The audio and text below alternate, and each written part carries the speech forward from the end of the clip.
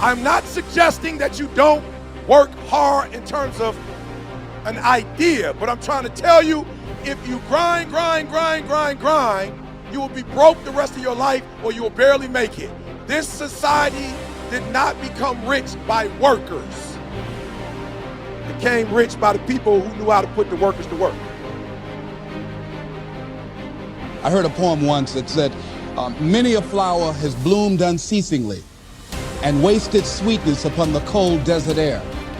It's translated, that means simply that many a talented persons have gone unnoticed, and the world never had a chance to be exposed to their talent because that person did not take the time to begin to express or to demonstrate or to motivate themselves in the direction to bring that which they came into the universe to bring.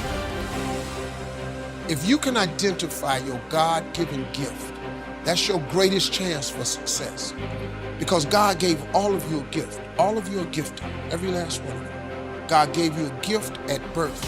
He gave it to you. You ain't got to look for it, it's inside you. It's the thing that you do the absolute best with the least amount of effort. When you are living in your gift, when you get up in the morning to go to work, you're overjoyed.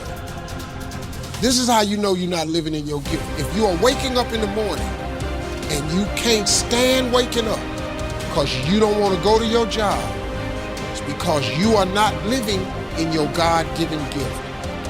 God created you to have a life of abundance, to wake up in a joyous spirit. If you're not, it's because you have not tuned in to what God created you for. The separation of talent and skill is one of the greatest misunderstood concepts for people who are trying to excel, who have dreams that want to do things. Talent you have naturally. Skill is only developed by hours and hours and hours of beating on your craft. Life is not just watching the clock tick away. Life is a collection of experiences. Their intensity, their frequency. Whatever the span of your life turns out to be, here's what you want to fill it up with: experiences and the intensity of those experiences.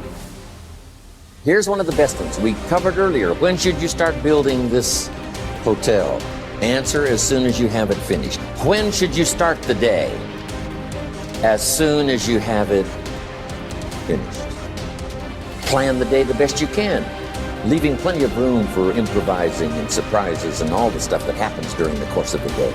But if you've planned a good, productive day, now you start that day, you can't believe how much more valuable your time will be. Don't start the day until you have it finished.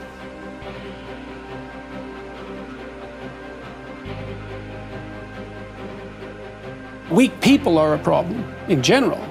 And I don't mean physically weak, I mean cowardly, let's say, and deceitful, because I'm thinking it more in terms of moral weakness.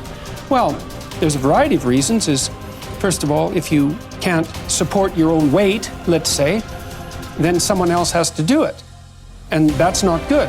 And then if you don't make your pathway, if you don't pick a forthright and useful and noble pathway through life, then you'll become bitter and too hurt by the tragedy of existence, and then you tend to seek your revenge wherever you can get it, and that's not good. So it's a mistake on all fronts. It's not good for you, it's not good for your family, it's not good for the community.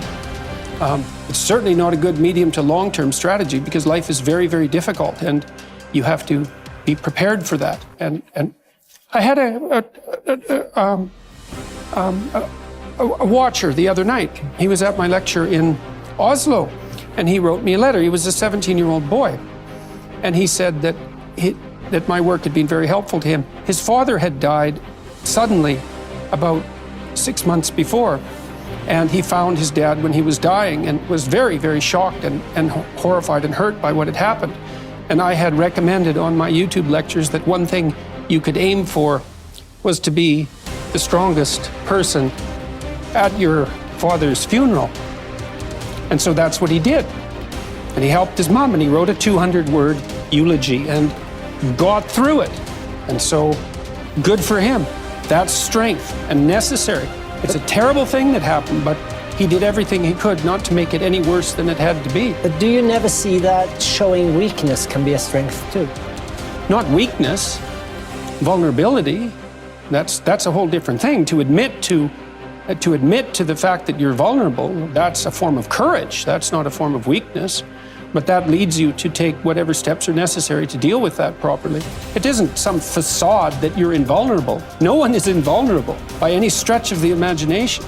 And to stand up and face that is the best route that you have. When I made this transition into the business world, what I discovered was, as you were talking a moment ago, you feel the tug on your heart, the kind of like, wow, I started here and now I'm over here. Here's what I believe. I believe that as you follow your dream, it gets bigger. And when it gets bigger, there are more things that you're learning about it that you didn't know when you started.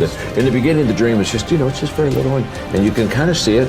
So you go that way, but then it begins to expand. Yes. And for me, it's a calling. And let me just say this. I'm not trying to be over spiritual, but somebody asked me the other day what a calling was, and I like kind of my new definition for calling. Okay. In fact, in my book Leadership, one of my chapters is shifting from career to calling, and how perfect. And how do I make that shift? But I think a calling is a purpose with a divine touch. So many times we miss happiness because we think it's out there, and so we pursue happiness. And what we need to discover is the fact that happiness is not a place that you go or a status that you attain. Happiness is an inside job. That when I am content, happy, satisfied, pleased within myself, that everybody and everything will bring happiness around me. Just as if I'm displeased on the inside, there's nothing that will bring me pleasure or happiness on the outside. Happiness is not an outside job. It's an inside job. Happiness is not something that someone brings to me or gives to me. It's something I bring to myself and give myself. So give yourself today the gift of happiness. It's your choice. And guess what?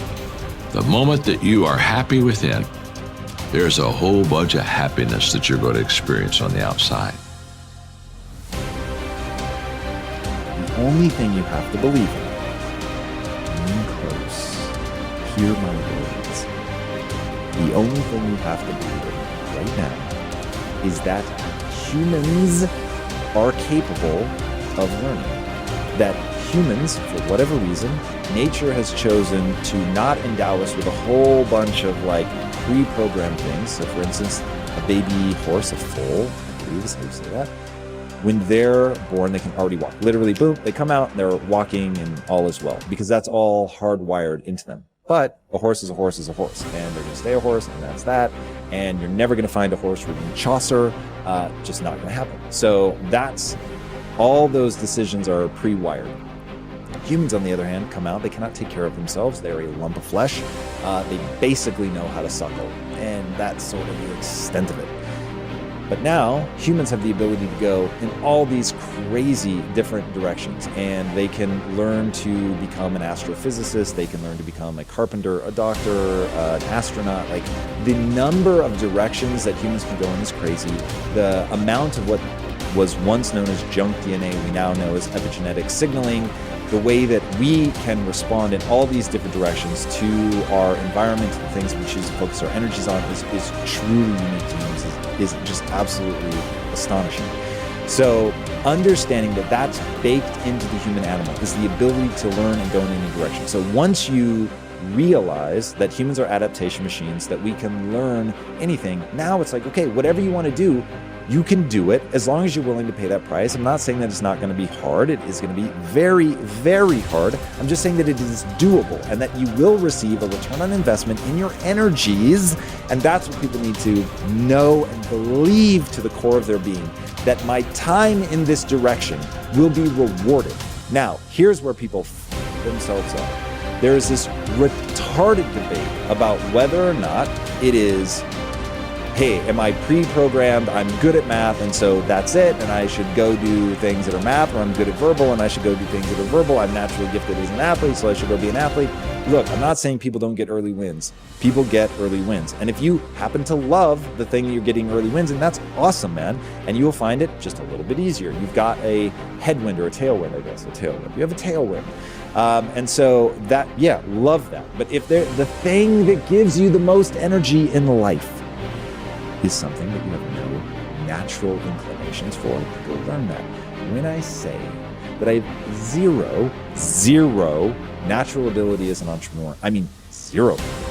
I had to learn everything from not being lazy to problem solving, to overcoming my paralyzing fear, to look at the world like a puzzle, dealing with anxiety. Literally, it was comical as I was going down my journey in the beginning as an entrepreneur to figure this shit out. Ridiculous. And then I meet people who are like ripping flowers out of people's front yards and selling them back to them. Like, when I say that was not me, I had a paper route and I was so chicken to go up to people's doors that I actually only got half the money that I could have gotten for the same paper route, the same amount of effort, but because I was so afraid to go knock on people's doors and ask to collect the money that was due, that for like 2 years, I did a paper route for half the money. Okay, that's how spastic of an entrepreneur I was when I started. So you can learn this stuff. Now, my goals demanded that I learn entrepreneurship, so I learned it. So that's what I want people to understand. What is your goal? Work backwards from there. If it lines up with what you're naturally good at, that's amazing. Congratulations. But there are going to be times where it doesn't line up, and you've just got to either change your goal or recognize that I'm going to have to figure these things out. And as an adaptation machine, as a human being, I can do all of that.